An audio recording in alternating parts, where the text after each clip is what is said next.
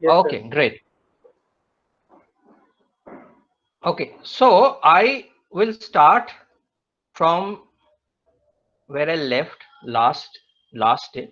So this is a formal introduction to C. So I showed you how to sorry, I showed you how to write the first C program. I actually ran the first C program, executed, compiled, etc. But that was without the formal introduction. So here is the formal introduction. And by the end of this class, I will write some more programs, one or two more programs. As I see, yeah, I don't know, Ravi Kumar, what happened. Um, yeah, so I will solve some more, basically write some more programs. As I see that many people are still finding it difficult to write the simple hello world type of program. I will try to clear their doubts in the best way I can. Okay, so so we talked about what a programming language is, right? We talked about this human language, uh, and we talked about this human computer interactive language. So that's the purpose of a programming language. So programming language basically is a computer understandable language for the implementation of an algorithm. So that implementation is basically called a program. So just to give it, I mean, give you a quick background of what was the first ever program to be written.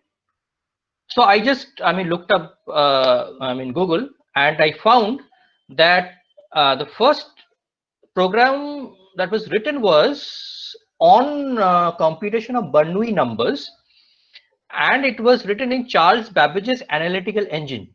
So he's called Charles Babbage is popularly known as the father of computers, right? He wrote the first, I mean, designed the first computer.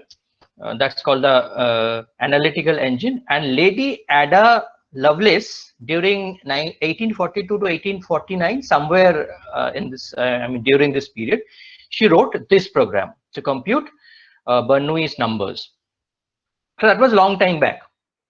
After this, the first serious programming development came with the team of Konrad Zuse. So Konrad Zuse was a German, and he, although he was not a great supporter of the basically Hitler or the Nazi party, but he, I mean, he had no other options than to take financial help from the then, I mean, German government, which was run by Hitler. And he happened to design the first uh, programming language.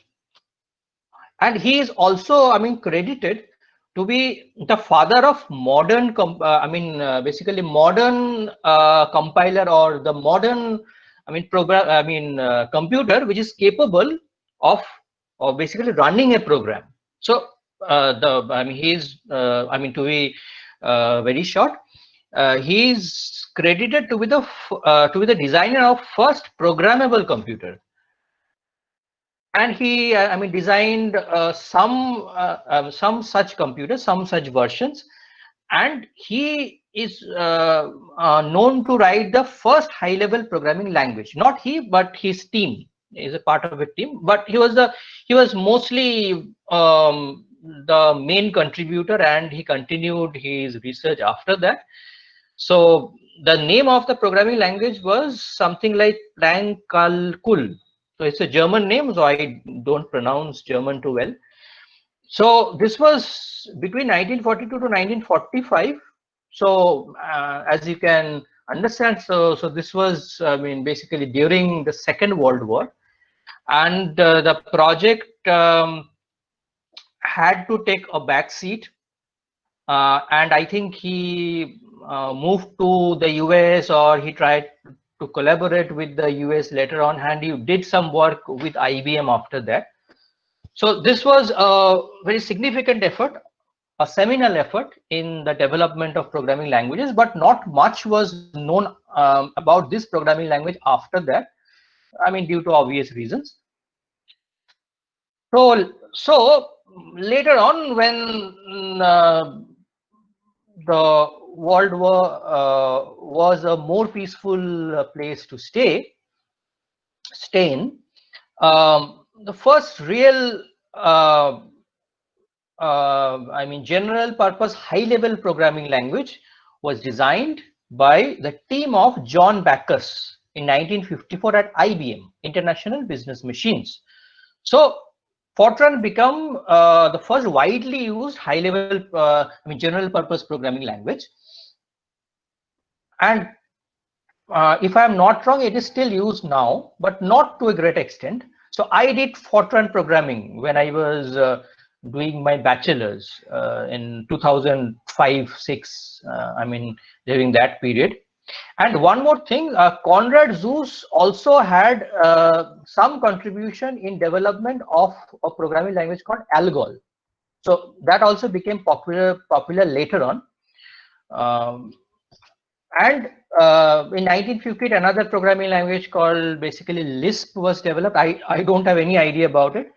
But but in 1959, COBOL came into being. COBOL, the full form of COBOL was Common Business Oriented Language. So this was basically a business purpose language with a lot of restrictions. I did some COBOL programming myself, and it is believed that a lot of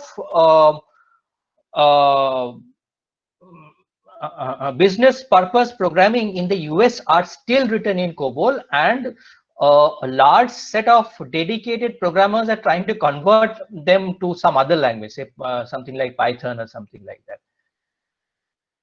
And then in 1964, BASIC came into being.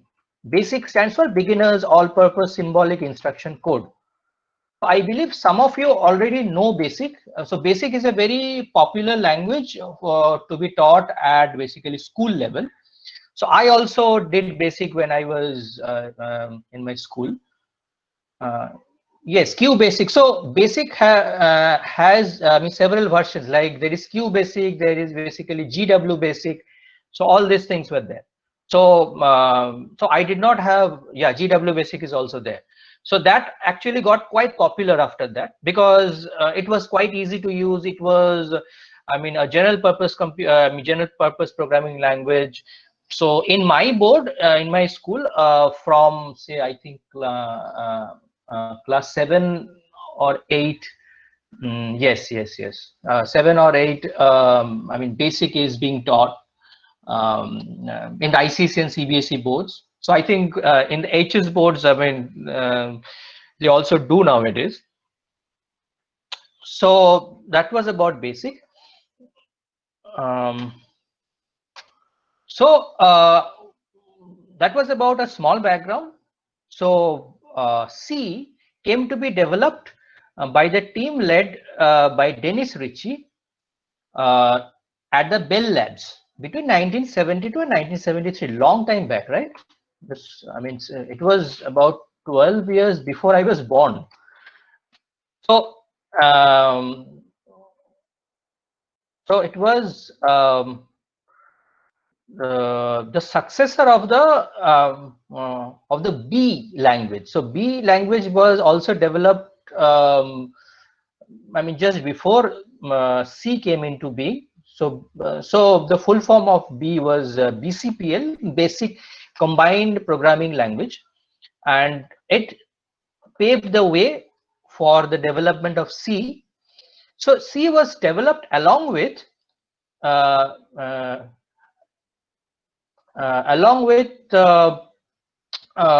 development. So the development of C and the Unix operating system went hand in hand.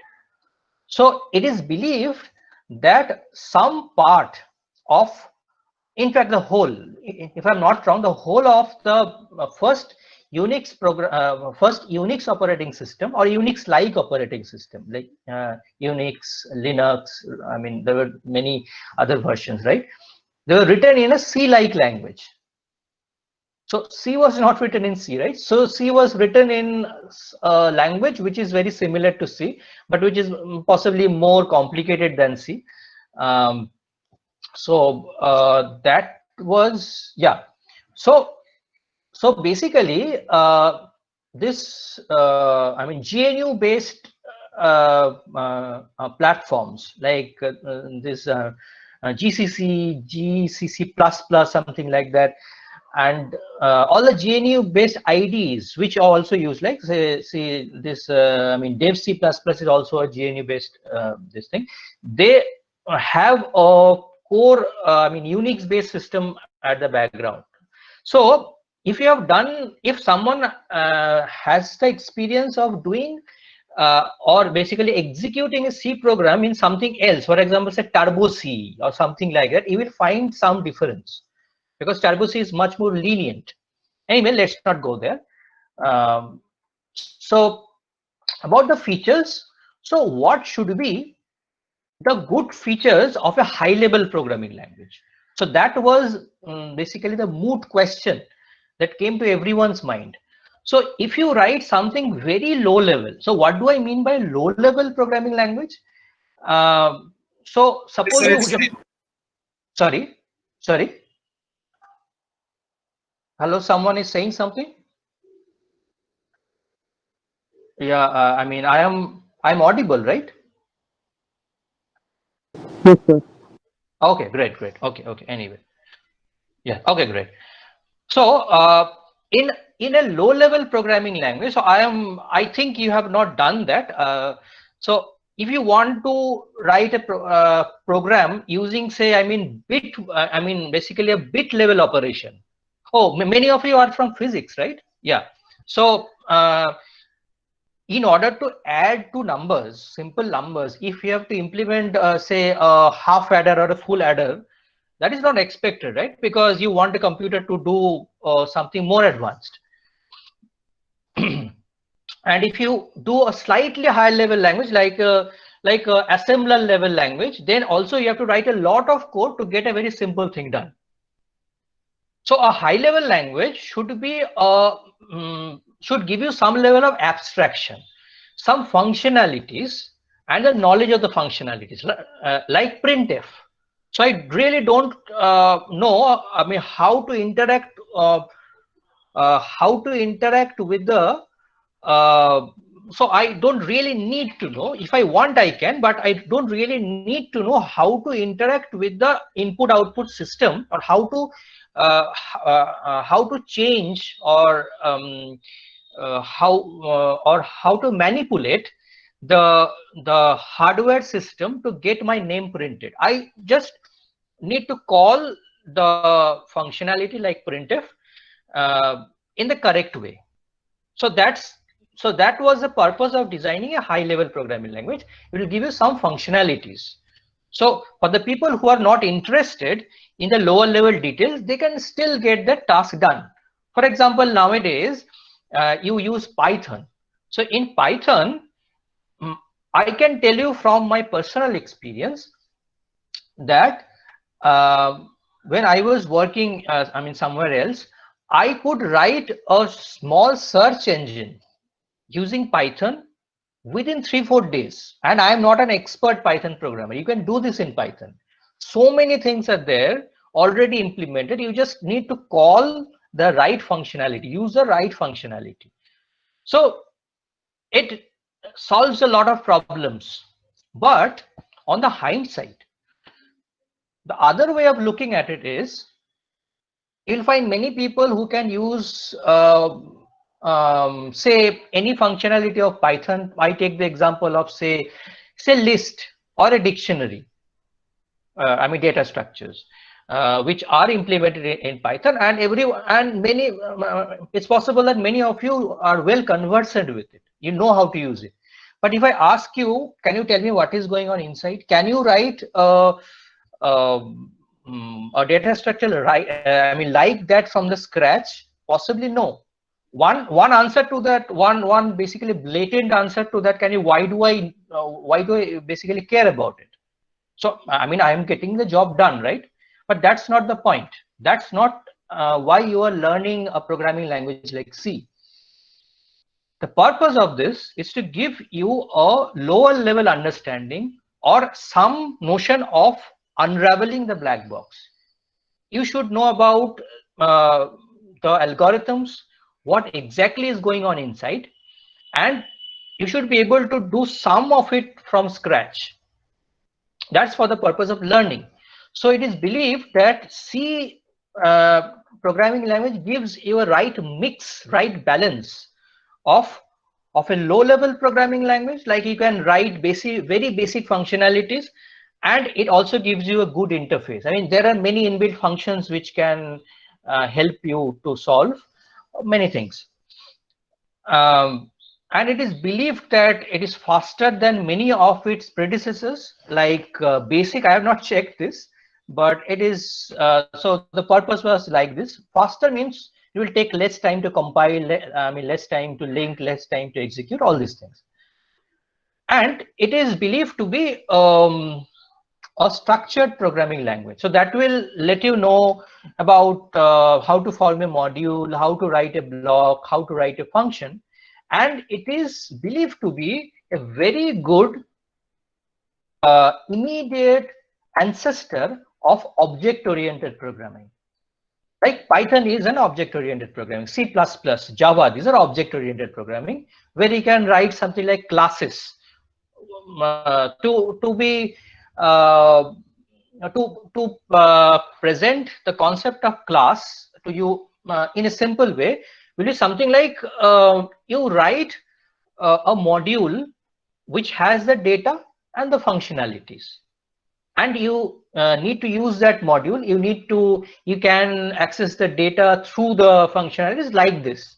So that was, so I mean, this is a very oversimplified notion of object-oriented programming. So C actually has something with it, like it has something like basically it's a structure which is basically an abstraction of data structures, and you have to write some implementations or functions to be able to use that data structure. So that gives a good landing point, good base for someone to do object-oriented programming, right?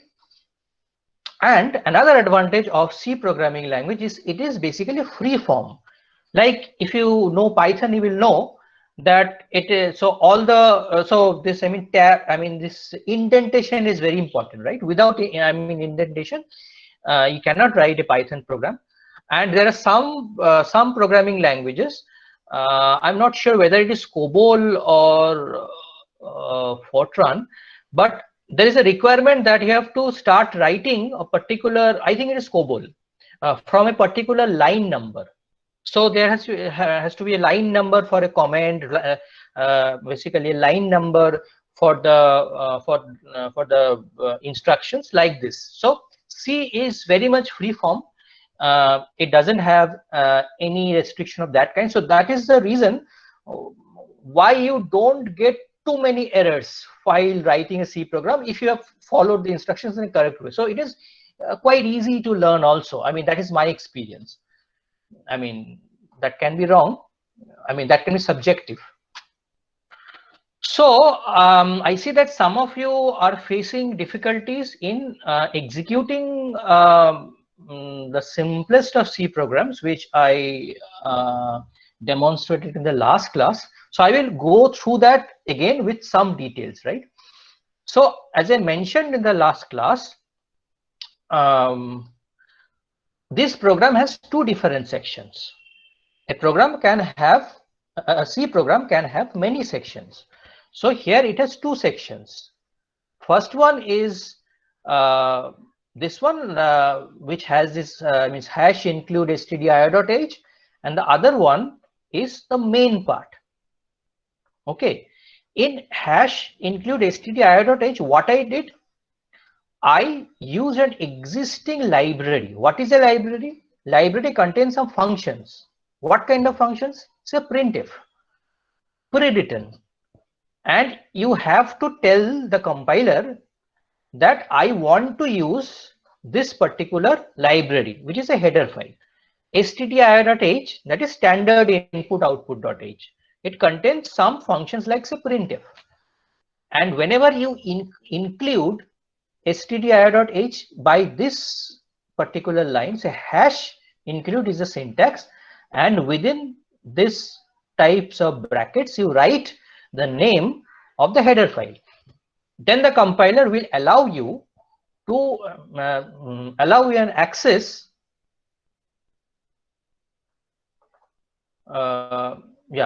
allow you an access to functions like printf. Okay, and the second section, in fact perhaps the most important section of a C program, that is main. Main void, and within this curly brackets you write the body of the main. Okay, and in this body I have written printf, so it is not print. Keep this in mind, it is not print, it is printf. F doesn't have any meaning, it's just a syntax. And within this printf you have to write the sentence you want to print on the console within double quotes. So it starts with the quotes and it ends with the quotes, and whatever you write, anything within a within the quotes is a string. Even if I mean, even if you see myself in the quote, then I will become a string also. So after this, if you execute, you will get this as output. So I mean, I gave a demo in the last class, so I will write some one or two simple programs to basically clarify your doubts again today. So main is a special and of course a mandatory function in C, which indicates the start and end of the program. So there has to be exactly one main. You cannot write a C program without a main. And it may or may not take arguments. I will cover that later on. The body of the main, or basically technically it's called the scope of the main, is within the braces. So it starts with this open brace and it ends with this open brace. It is true for any other function. I will again cover that later on. Each statement is terminated by a semicolon. So if you go to this statement, so this is a particular statement and it is ended by semicolon. So what is a statement and what is not a statement? So this is a difficult question to answer. So I'm sure you will be able to figure this out as you learn more. So you see that I did the mistake in the previous class. I did the mistake by not writing this semicolon, and I got a compilation error. If you can remember, I will show that again. So that is not allowed. Okay, and usually everything is written in a lower case. Uppercase is generally reserved for symbolic constants. So things will get clearer to you gradually. Okay. So this is another program. So what do I do in this program? So this program, so this is a comment. This is a comment. This is about what this program is, but this is not a part of the code. You can do this. So like I have written the standard library here. So this program is about taking two integers to numbers as input from the console and printing them, printing the sum of the two integers on the terminal or on the console. So as before, I have included stdio.h.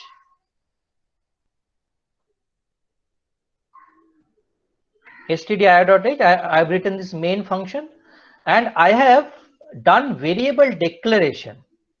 Num1, num2 and sum. These are three variables. The variables are something which are capable of storing some values.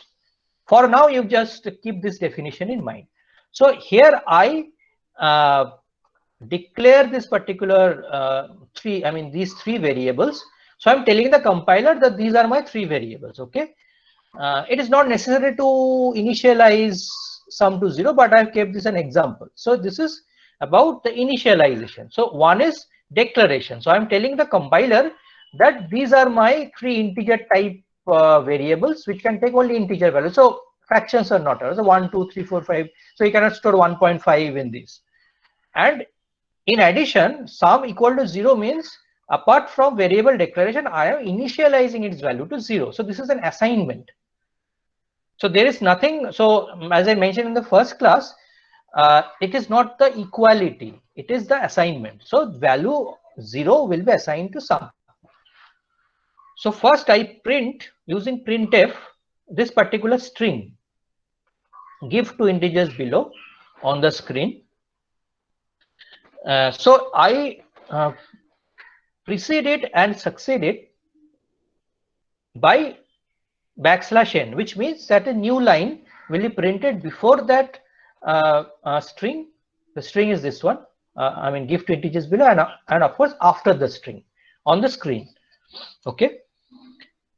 And this is a scanf function. So this is another function which I have borrowed from stdio.h. So I will cover scanf and printf in details. Don't worry, you don't have to understand everything in this class. Okay. So just remember, the scanf is like printf is used to print something on the screen.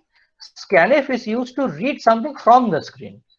So the syntax is ampersand num1, which means that I am taking num1 as an input from the user through the terminal. Same applies for num2. So using scanf, I mean, this line is expected to take num1 and num2 values from the user through the terminal, and sum equal to num1 plus num2, which means that the sum of these two numbers will be assigned to sum, and printf will print that sum to the screen. So if you can run this,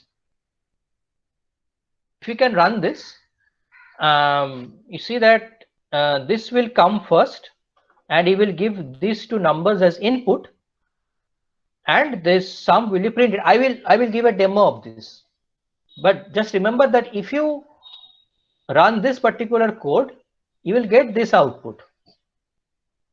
Okay, so this is a program which takes two numbers, number 1 and number 2, using scanf from the user, the values of the numbers I mean, and it calculates the sum and it prints the sum on the screen. Okay, all right.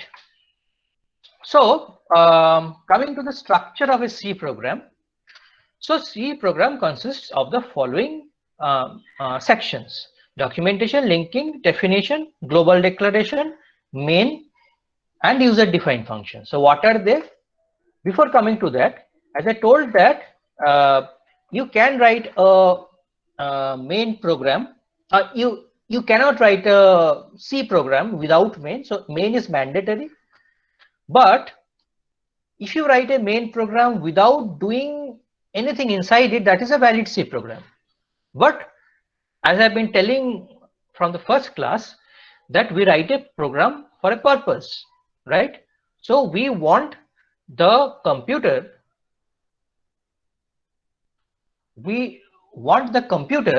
to basically print something or write something somewhere as a result of the output.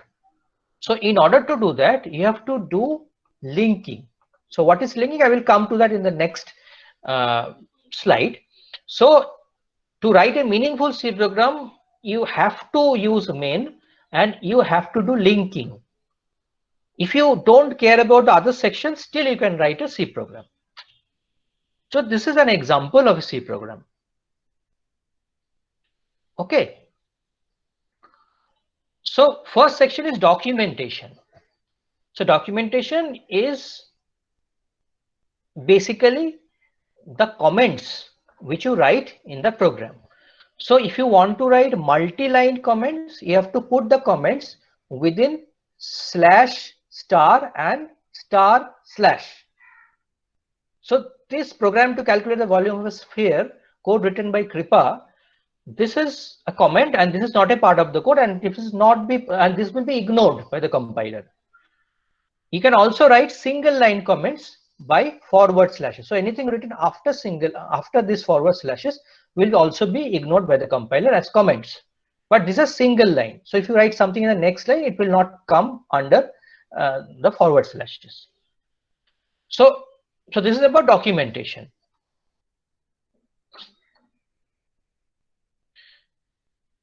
And then comes the part of linking. So linking is nothing. It is, nothing but using a header file. So as I have already explained about stdio.h, I have included another header file, that is math.h. So that is the linking part. Then there is section called definition. In definition, we can define some macros, or for now that is a particular variable. It's not a variable. It is a particular in this case it is pi. So hash defined pi, this value means I am hard coding the value of pi, and it is set, and I'm setting this value to 3.14159. So this is the value of pi corrected up to 5 places of decimal. So this is one part of definition. Here also you can do a forward declaration of a function. So this is an example of a user defined function. So printf and scanf are not user defined functions, right? They were a part of the header files and I just borrowed them. And calculate volume is a function which is written by me, which is written by the user. I do a forward. I will explain that later on. What do I mean by forward declaration? Why do I need to do a forward declaration? Just for now, you understand that we need to do this to let the compiler know that I am going to write a function of my own. Then there is something called global declaration. I will talk about global variables later on, but this is for now we can just bear this in mind, that R is a variable, pi is not a variable. It is a macro, it is something else. It is something else. It is not a variable. So it is so pi cannot be changed within the program. So it is fixed for the entire program. So R is the radius of a sphere. So I'm here to calculate the volume of a sphere, right? So R is a radius of a particular sphere, and I set this value to 5.0. This can be changed later on, and the type of this variable is float. So I will explain what float is. For now, we can imagine that it is a fraction. So it can be 5.5, 5.25, anything like that. So I mentioned integers before, right? int num1, int num2, something like this. So they are integers. They cannot be fractions. So this is the main part. And it has another variable which is within main. So this was outside main. So that's why it was a global variable. It is inside main, and the name of the variable is volume, and volume is supposed to store the value that is returned by this user defined function. Okay, and this value will be printed on the screen like this. So this is an example of a function call. What is a function? As I mentioned, it is, by function we mean a user defined function in this case. So this is a function which is written by me. So it looks like main, you can see. So it has float as a return type. So it will return a float type or a fraction type number. So inside this, I have another variable vol, and it will store the value of this expression, which is 4/3 pi r cube. So see that in the previous slide, I told about math.h, right? So why I am using stdio.h? Can anyone say? That's a question to you. Print function is in stdio.h, right? So I want to use another function which is not in stdio.h. So what do? I need to call the appropriate basically header file, right? So in this case, the header file is math.h. So in math.h, there is a pre-written function that is called pow. Pow r comma 3 means r to the power of 3, r raised to the power of 3. So this is the formula, right? This is the formula of calculating the volume. So it is 4/3 into pi into r cube. So this is the volume. So the value of pi will be replaced by the value which I defined in the last slide, 3 point something, right? 3.14 something. It's value of pi, not the life of pi. Anyway, so the value will be replaced with here, and we already have the value of r stored as 5, right, in the last slide I mentioned. That will be used here, and this expression will be evaluated. So pow, as I mentioned, is borrowed from math.h. Okay, so in order to use this, I need to know how it works. I need to know what values it can take and what output it can give. That I know in advance. And volume now stores the value of this expression, and it returns this. But this function calculate volume returns the value of vol, which is calculated here, and that particular value is received by volume. So you see that volume equals to calculate volume, right? So calculate volume actually returns the value of vol, which is stored in volume, and it is printed on the screen. Okay. So this is the entire code,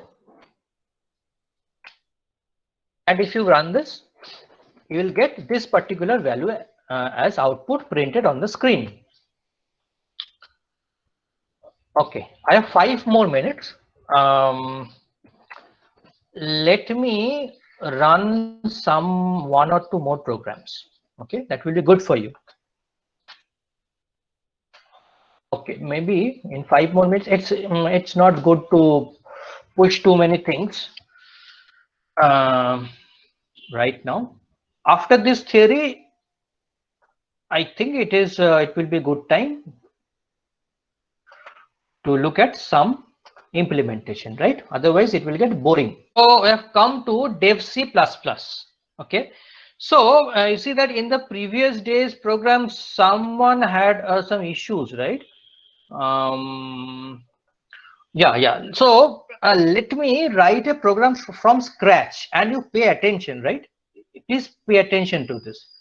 So I am writing a new source file, and you keep this in mind. I have to write hash include stdio.h, right? And I write void main void. Can do this. So it is print f and not print. Someone wrote print and it caused an error.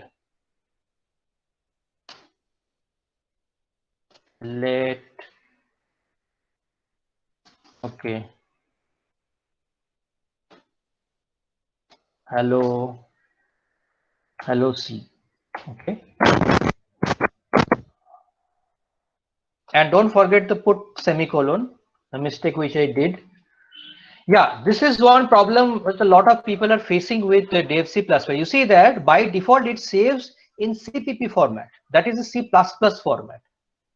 You have to choose C source files. And this is a demo, right? Demo. And you say you don't have to put demo.c. You just write demo and it will save as demo.c. Okay, it is saved now. So I compile by F9. Okay, I can do this explicitly. So this is compile. There is no errors, no warnings you can see. And I run. Hello C is printed on the screen, right?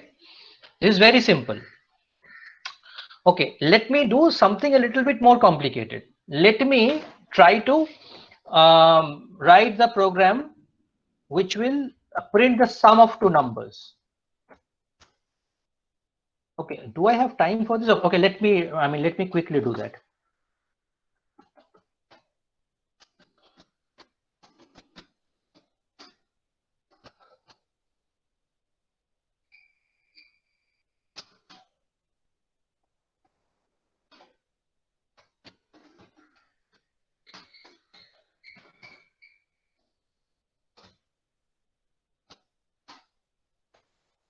Scanf. This was printf.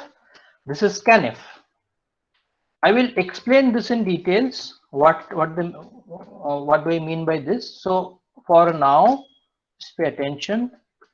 1 and num2.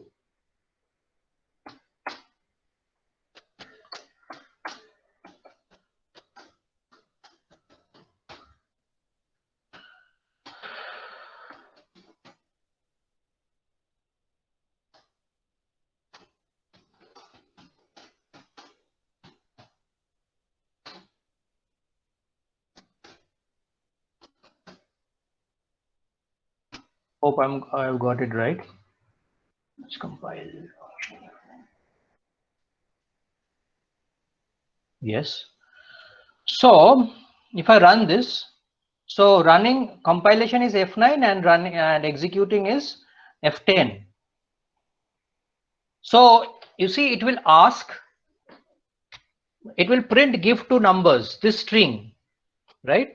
As I printed this, and it will wait for me to give two numbers because I am asking for these two numbers.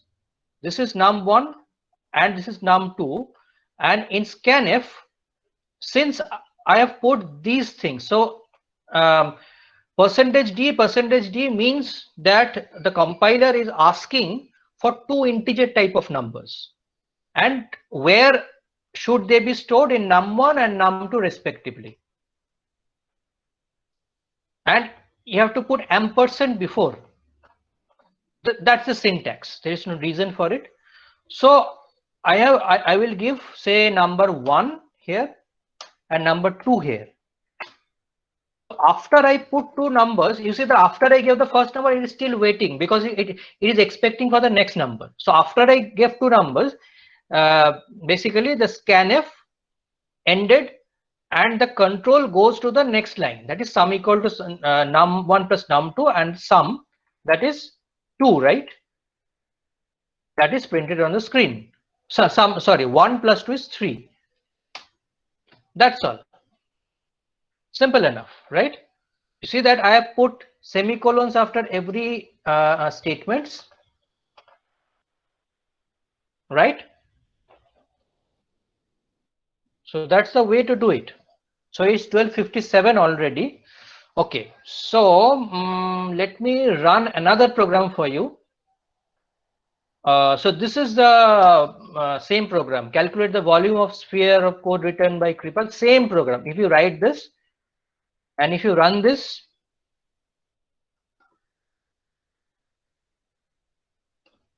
you will get this as output. All right, I hope the things are getting clearer gradually. So it is like a human language, programming language gets more perfect with practice. Like now you are taking baby steps and later on you will be a giant. I'm very confident about it.